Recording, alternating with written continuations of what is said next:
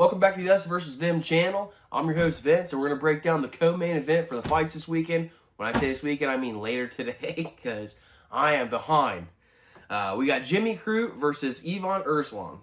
Crute is sitting at a minus 215 favorite, and Erslan is sitting at a plus 180. I would reckon that line's pretty close to where it should be, honestly.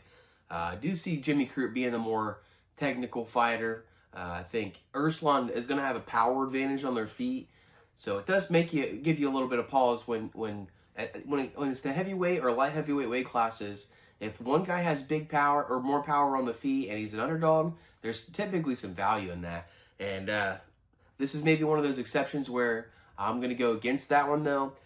Just because in Erslan's fight against Ion Cutelaba especially, he could not defend takedowns to save his life.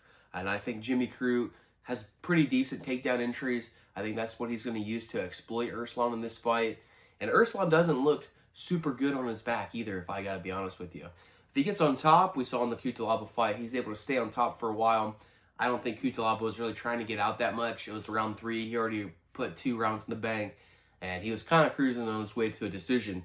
So I don't think, like I said, I don't think he was really trying to get out too much. But, Erslan, his takedown defense is not great. He doesn't do all the right stuff when he is on his back, so he tends to be on his back for a while. The only reason why Cutelaba was able to get Cutelaba off was Cutelaba was just trying to jump submissions, and instead of keeping the position.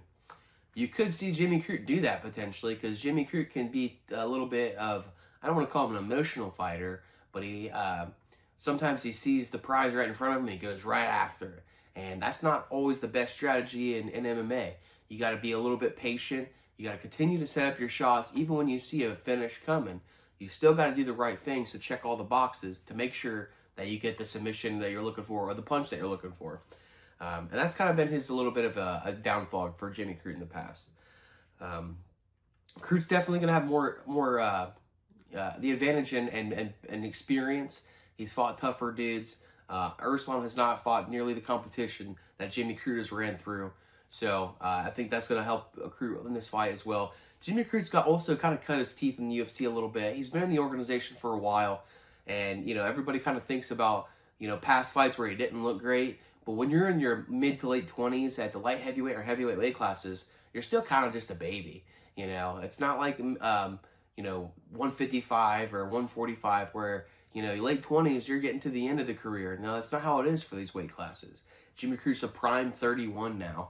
And I think he's he's falling in love again with the sport the way he needs to.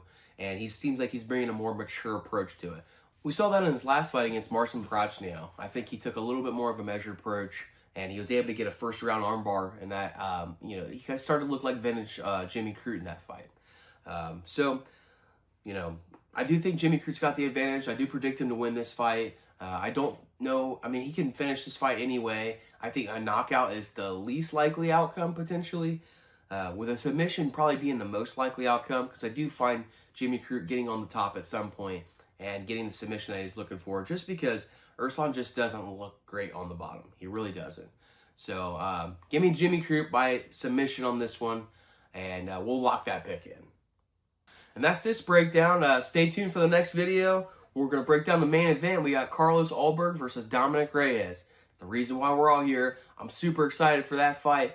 At the time of making this video, I have no idea which way it's going to go. But yeah, stop by for that video, and then stop by here soon where I'm going to give you my official parlays for the week. I'm going to take a little bit of a different approach in the parlays to give us a better chance to win some money. So stop by for that one as well. And I'm fucking out of here.